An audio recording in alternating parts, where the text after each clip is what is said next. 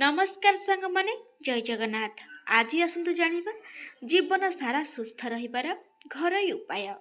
Number 1, भोजन कर सारिबा परे केबे भी अंगठा हाथ रे अंगठा थाली को धरिकी बसंतु नाही कि भोजन कर सारिबा परे अंगठा थाली पकेकी रखंतु नाही। यह द्वारा आर्थिक क्षति होइथाय, सेथिपाई एही कार्य जमा भी करंतु नाही। नंबर 2, आपणक बेडरूम बा स्वामी स्त्री बेडरूम को अन्य बाहर लोक केबे भी जीवाक दियंतु नाही। यह द्वारा उभय स्वामी स्त्री संपर्क में फाट सृष्टि होइथाय। नंबर 3, जदि आपणकर कण नखा भल न थाए तेबे आपण खैर को गुंड करिकी नखरे लगांतु। यह द्वारा कण नखा भल हो जाए थाए।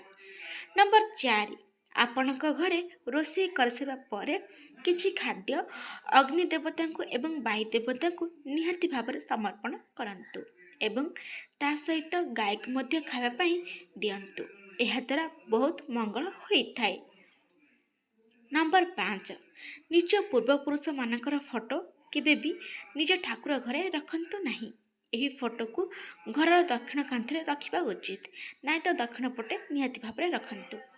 नंबर 6, हाथ पापुली को नरम रखापी बासन माजी सारा पर हाथ में जेकोसी तेल हो पछे लगांतु। यह द्वारा हाथ पापुली नरम रही थाए। नंबर 7, रात्रि रे सोइबा समय रे हलदी क्षीर उषुम उषुम पीवा द्वारा रात्रि रे भल निद होइथाए एवं ता सहित चेहरा मध्य ग्लो करिथाए। नंबर 8, तरभुज चोपा काढ़ी ताको पानी रे फुटाई से पानी रे चेहरा धुअंतु। यह द्वारा चेहरा सुंदर एवं ता सहित गोरा मध्य देखा जाई थाए। नंबर 9, हार्ट अटैक रु बंचिबा पई हेले आमको प्रतिदिन सकाळ गोटे सेउर सेवन करबा पई पड़िबो। ता सहित निज खाद्य रे पियाज और रसुण आदि को शामिल करबा पई पड़िबो। नंबर 10, जदि शरीर सारा फली फली जाउ थाए तेबे नड़िया तेल सहित संधव लुण मिसाई मालिश करबा द्वारा यह भल हो जाए थाए।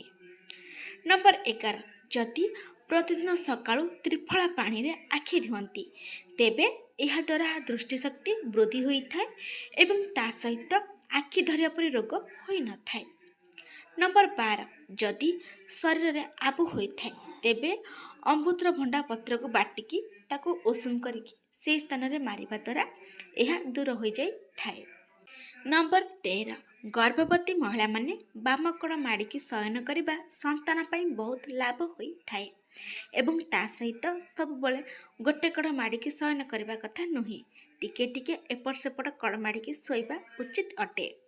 नंबर 14, जदि गला सुखी सुखी जाए तेबे आपण अदा रस रे टिके महू मिसेकी चाटिबा द्वारा गलार शुष्कतापण दूर होई थाए। नंबर 15, केबे भी गोटे निश्वास रे पानी पीवा उचित नुहे, एमिति करिबा द्वारा छाती रे जंत्रणा अनुभव होइथाय।